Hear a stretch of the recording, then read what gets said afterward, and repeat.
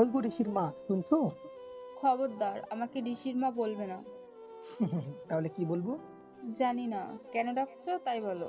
আমার খুব ঘুম পাচ্ছে, একটু ঘুম পাড়িয়ে দাও না লক্ষ্মী বউ। তুমি কি এখনো ছোট বাবু আছো? হুম। আমি তো তোমার ছোট বাবুই। হুম। ঢং দেখলে মরে যাই। এ মা, তুমি মরে যাবে কেন? তুমি মরে গেলে আমাকে জ্বালাবে কে, হ্যাঁ? শোনাবো, রাগ করে না। তোমার কোলে মাথা রেখে ঘুমাবো। তুমি গান শোনাবে আর মাথাতে হাত বুলিয়ে দেবে। এসো। শখ কত। পারবো না, পারবো না, পারবো না। আচ্ছা, তাহলে মশারিটা টাঙিয়ে দাও, খুব মশা লাগছে। পারবো না। আচ্ছা, তাহলে পাপ্পি দিয়ে গালটা রাঙিয়ে দাও। হুম। তাও পারবো না। কেন শোনাবো? আমি কি দোষ করেছি, হ্যাঁ? 101টা দোষ করেছো।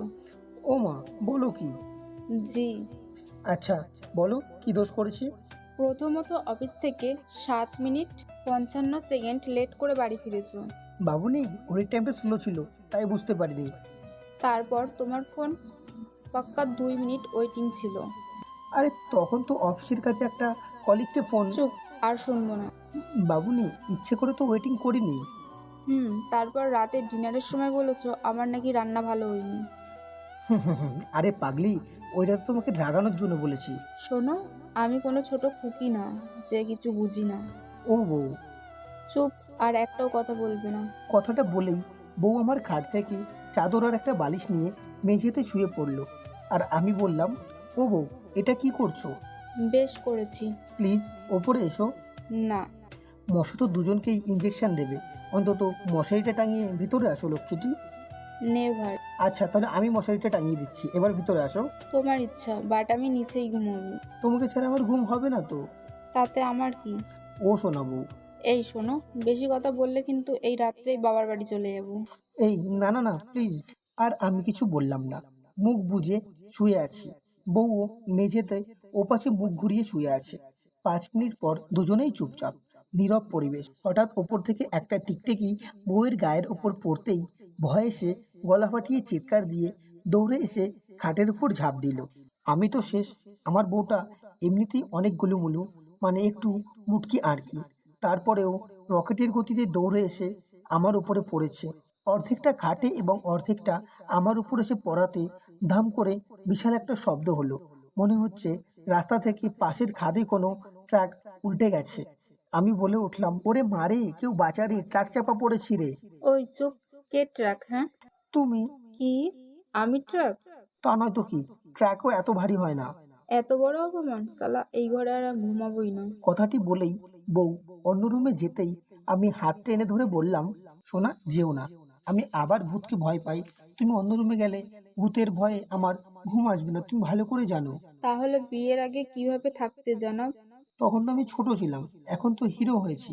ইস, কি ভাম! সত্যি, যেও না বউ। তুমি চলে গেলে আমার উপর এক ঠ্যাংওয়ালা কালো পেতনি ভর করে আছে। সে যে যখন তখন আমাকে উল্টো করে ফ্যানের সাথে ঝুলিয়ে দেবে। সেটা আমিও চাই। হোয়াট? জি। আজ তুমি অনেক অপরাধ করেছো। তারপরে একটু আগে আমাকে ট্রাক বলেছো। জি, মালবাহী ট্রাক। কি? না, ইয়ে মানে, মানে বাই বাই। বউ আমার আর দেরি না করে রাগ করে অন্য রুমে গেল। আমি পেছন পেছন গেলাম আর অনেক অনুরোধ করলাম। দরজার কাছে আসতেই হঠাৎ করে দরজাটা বন্ধ করে দিল। বউকে দরজা খুলতে বললাম, কিন্তু কে শোনে কার কথা। দরজা তো আর খুললই না। এ মা, এ কি, আমার লুঙ্গির কিছুটা অংশ দরজাতে আটকে আছে। দরজা না খুললে তো ছাড়াতেই পারবো না। অনেক টানাটানি করেও কোনো লাভ হলো না। পাগলিটা যে রেগে আছে, সে এখন দরজা খুলবেই না। আর বেশি চিৎকার করলেও বাসার সব দৌড়ে আসবে।